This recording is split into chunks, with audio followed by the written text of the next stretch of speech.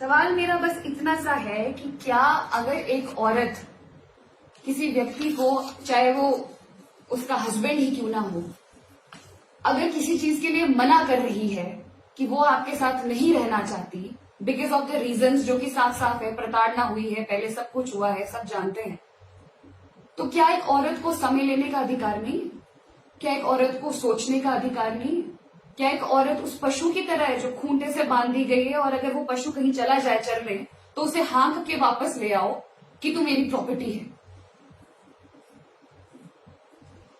District court में भी delay के टैक्स हुए सेपरेशन के लिए, हाई कोर्ट में वो केस अब जो है अप्रैल तक लटक चुका है। ये सारी की सारी स्टॉकिंग, हैरेसमेंट, जितनी भी चीजें मेरे साथ हुई है, दिसंबर में मुझे मजबूरन इनके खिलाफ रिस्ट्रेनिंग ऑर्डर लेना पड़ा है। मैंने रिस्ट्रेनिंग ऑर्डर के लिए अप्लाई किया है 14 तारीख को, अभी जो 14 जनवरी है यानी कल, जुडिशियल मैजिस्ट्रेट फर्स्ट क्लास धर्मशाला में जो है वहां पे हियरिंग है श्रीमान जी की। तो मुझे इस मोमेंट पे यहां तक आना पड़ा बिकॉज ऑफ हिम।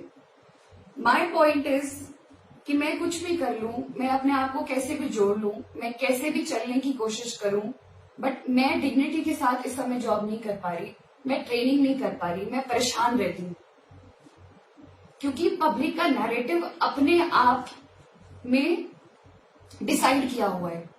मुझसे जितनी बार मिलने की कोशिश की गई, फोटोज खींच ली गई, ये दिखा दिया गया कि सब कुछ ठीक है। आप श्रीमान जी की डीपी चेक करेंगे तो उसमें फोटोज ऐसी ऐसी हैं, पुरानी नहीं, ये दिखाने के लिए कि हम दोनों साथ हैं, हम दोनों ठीक है। ये सब क्यों हो रहा है? अगर ठीक है तो आज के वक्त में आप लोगों के सामने क्यों बैठी? अगर वो इतने सभ्य और इतने सुशील हैं, अभी उन्होंने कुछ समय पहले अपॉलॉजी भी आप लोगों ने देखा होगा, ऑनलाइन डाली है, अगर वो इतने सच्चे हैं तो आज मैं यहाँ क्यों हूं?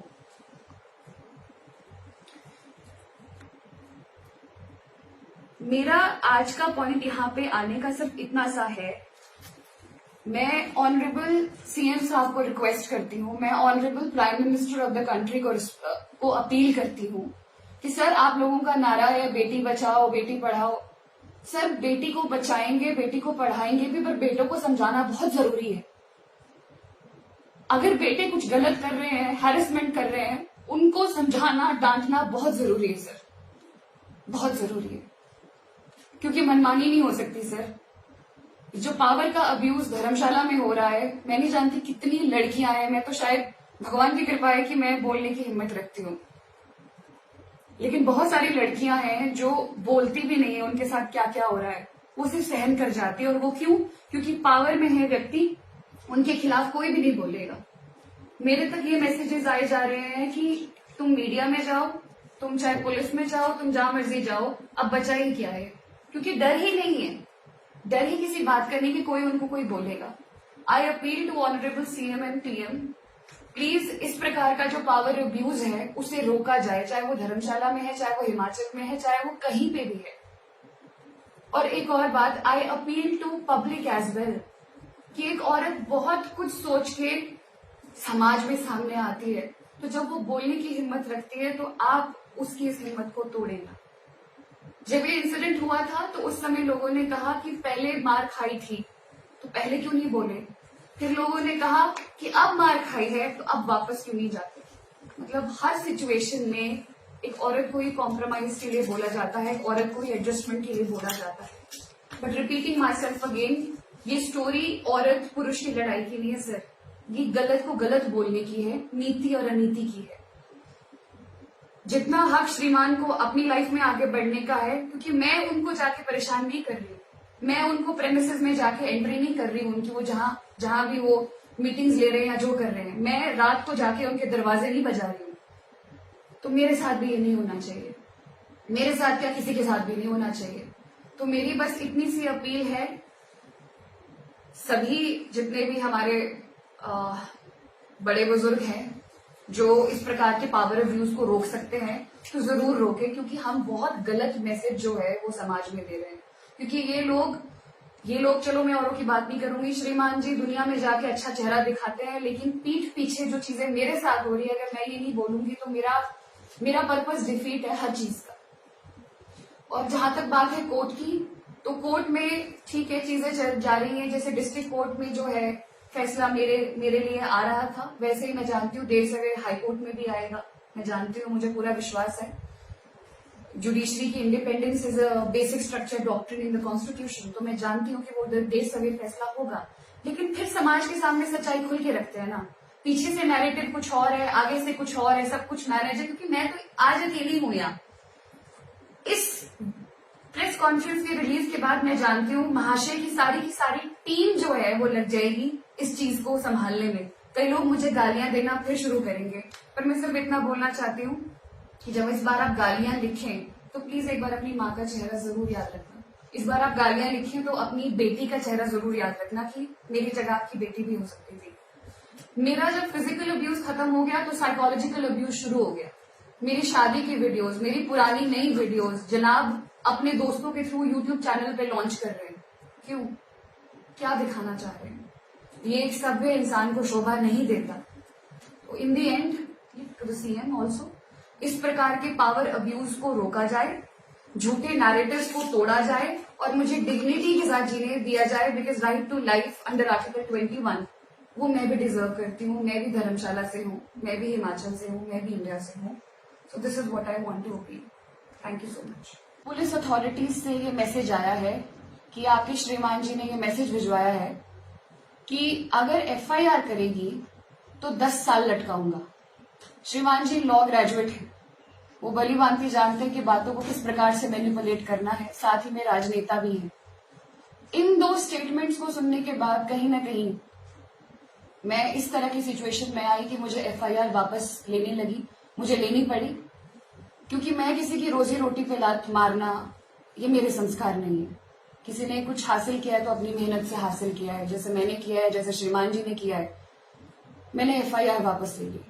उस वक्त मेरे एक मीडिया बाइट आई थी जहां पे मैंने ये कहा था कि मैं मेंटल पीस को प्रायोरिटी देती हूं और मैं इस तूफान को अभी हैंडल नहीं कर सकती। श्रीमान जी ने मैसेज भिजवाया था कि 10 साल तक डिवोर्स में लटकाऊंगा अगर एफआईआर करेगी। मैं म्यूचुअल सेपरेशन के लिए तैयार हूं।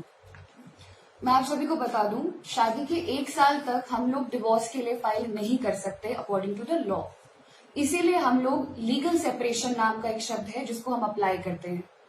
ये बात वहां से मेरे दिमाग में डाली गई कि म्यूचुअल सेपरेशन के लिए मैं रेडी हूं, अपना सहयोग दूंगा और हम इस चीज से आराम से भली भांति अलग हो जाएंगे। बट ये सिर्फ और सिर्फ नैरेटिव बिल्ड करने के लिए था, क्योंकि वहां से एफआईआर की तलवार उनके ऊपर से हट गई थी और अब आगे जो उन्होंने किया वो किया शांत रहने का काम। मीडिया में 2 दिन बाद ही एक न्यूज आई थी कि अब आया है, श्रीमान जी की स्टेटमेंट आई है और वो स्टेटमेंट ये थी कि ओशन भी मुझे मेंटल टॉर्चर करती है। आप सभी ने सुना भी होगा, देखा भी होगा अखबारों में। ओशन मुझे मेंटल टॉर्चर करती है, मेरे परिवार पे दबाव बनाती है और मुझे मेंटली भी परेशान करती है। लेकिन मैं अभी भी, ये पारिवारिक मामला है और इसे मनाने में लगा हुआ हूँ, सुलझाने में लगा हुआ हूँ। इस दौरान में जब मेरी श्रीमान जी से बात हुई, जब वो मुझसे बात करने आए, तो जब मैंने पूछा कि क्या वो स्टेटमेंट आपने दी है, तो वो साफ मुकर गए इस बात से। वो कहते हैं कि मीडिया वाले झूठ कह रहे हैं। मैंने मीडिया को ऐसी कोई भी स्टेटमेंट नहीं दी। जितने भी लीडिंग न्यूज़पेपर्स थे, इंडियन एक्सप्रेस तक, ट्रिब्यून तक और जितने भी रीजनल पेपर्स थे, सब में ये बात आई थी कि विशाल नेहरिया की स्टेटमेंट आई है कि ओशन भी मेरे पे दबाव बनाती है। तो जब मैंने इस बात को पूछा कि आपने ये स्टेटमेंट दी थी, तो वहां पे वो मुकर गए, कहते हैं मीडिया झूठ बोलती है, मीडिया ने इस तरह से किया है। तो मैंने ये कहा, अगर आप एक प्रतिष्ठित व्यक्ति हैं और सच बोल रहे हैं तो आपको मीडिया को डेफर्मेशन नोटिस देना चाहिए, क्योंकि अगर किसी ने गलत किया है तो गलत को गलत बोलना चाहिए। बट वो नोटिस आज तक नहीं गया और वो नोटिस कभी जाएगा भी नहीं। क्यों जाएगा? क्योंकि श्रीमान जी का झूठ वहां पे पकड़ा गया। मेरा केस जुलाई में डिस्ट्रिक्ट कोर्ट धर्मशाला में लगा था और उसके बाद से उसकी प्रोसीडिंग्स होती रही। मीडिएशन की डेट जो है वहां पे पड़ती रही। मीडिएशन में भी जनाब जो है वो फुली टैक्टिक्स जो उनके हैं, डिलेइंग टैक्टिक्स, वो यूज कर रहे थे। डिस्ट्रिक्ट कोर्ट में भी उन्होंने पूरी कोशिशें की। मेरे 2 वकील के सामने उनके 6 वकील, क्योंकि प्रतिष्ठित व्यक्ति हैं तो रिसोर्सेज भी ज्यादा है, सब कुछ ज्यादा है। वहां पे उन्होंने ये चीज ठान ली थी कि मैं इसको डिवोर्स नहीं दूंगा। मतलब ये तो वो वाली बात होगी कि बकरी है, जाएगी कहां तक, कसाई की तलवार से कब तक बचेगी। लीगल सेपरेशन में जब मीडिएशन हुई, मीडिएशन फेल हो गई, उसके बाद इन्होंने जो डिलेइंग टैक्स अपनाया वो ये अपनाया कि इन्होंने डिस्ट्रिक्ट कोर्ट से वो केस ही हाई कोर्ट में ट्रांसफर कर दिया, एक एप्लीकेशन लगा के। मेरे पेरेंट्स, हम बहुत ही मध्यम वर्गीय परिवार से हैं। हम लोग कोर्ट आते थे तो श्रीमान जी कोर्ट भी नहीं आते थे, इनकी जगह इनके एडवोकेट्स आ रहे हैं। फुल ऑन हैरेसमेंट चली हुई है, वहां कोर्ट में भी चली हुई है। मेरी मम्मी, मेरे पिताजी सब खड़े हुए हैं लाइन में, मेरी मम्मी हाथ जोड़ के बोल रही है, जज को भी कह रही है कि सर आप सुन लीजिए, ये तंग कर रहा है, पीछे से स्टॉकिंग कर रहा है। मैं हिपा में रही ट्रेनिंग में, मुझे इतना परेशान किया गया, हिपा में घुसने की कोशिश की गई, मुझे ढली चौक में कंप्लेंट करनी पड़ी पुलिस स्टेशन में। मैं अपने ट्रिप पे गई थी राजस्थान, वहां पे भी इन्होंने मेरे को फोन करके आधी रात को अननोन नंबर से ड्रिंक की हुई हालत में गाली गलौज किया मुझे, मेरी मदर के लिए इतनी गंदी बातें बोली। Calls, messages, stalking. जब मैं शिमला से धर्मशाला आती थी डिस्ट्रिक्ट कोर्ट के लिए, तो मीडिएशन के वक्त भी ये क्या करते थे, ये स्टॉक कर लेते थे कि मेरी गाड़ी, कौन सी गाड़ी में मैं जा रही हूँ। और ये मुझे इन्होंने 2-3 बार हमीरपुर में रोका, मेरी गाड़ी के एकदम आगे आ गए और मैं एक्सीडेंट होने से बची।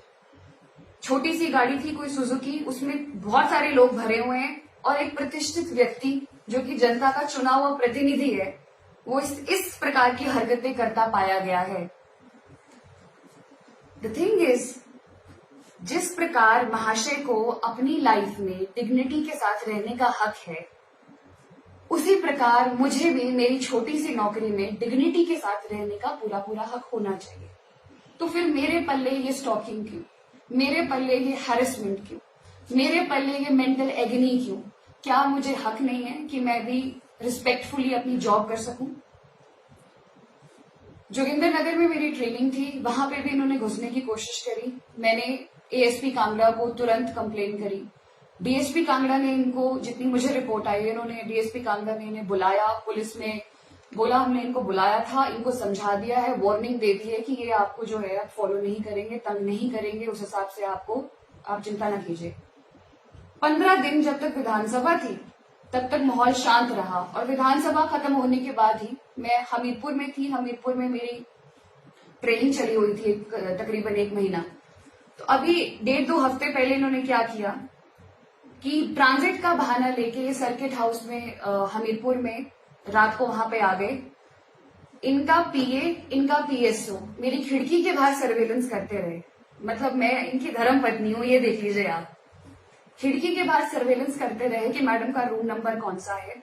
जब उन दोनों ने देख लिया कि मैडम 103 कमरे में रह रही हैं, उसके बाद से श्रीमान जी रात को लगभग 11 बजे से लेके 1 बजे तक मेरी खिड़की के नीचे जोर जोर से सिगरेटों पे सिगरेटें और जोर जोर से फोन पे बात कर रहे हैं। हाँ, तू 7,000 बंदा लेकर आ जा, तू ऐसा कर ले। कौन सा प्रतिष्ठित और सभ्य व्यक्ति अपनी पत्नी को डराता है, मैं ये पूछना चाहती हूँ। अगर वो इतना सीधा और सभ्य व्यक्ति है तो ये कौन सा तरीका है? जब रात को 1 बजे, मैं उस रात सो नहीं पाई, मैं 1 बजे मेरे कमरे के बाहर जोर जोर से दरवाजा खटखटाया जाता है कि जैसे खोल। मैंने नहीं खोला, मैंने तुरंत एएसपी कांगड़ा को, एएसपी हमीरपुर को मैंने पहले ही बता दिया था। मुझे एएसपी साहब ने कहा कि कुछ भी होगा तो आप मुझे बता देना। जोर से दरवाजा बजा और फिर मैं डर गई, मैं सहम गई और फिर उसके बाद वो चले गए वहां से। सुबह हाथ में पट्टी बंधी हुई थी, ये बोल के कि मेरा हाल तो पूछ लो। 2 दिन बाद वो पट्टी गायब। तो क्या नौटंकी करना भी इसमें, मतलब ये इस पेशे में है?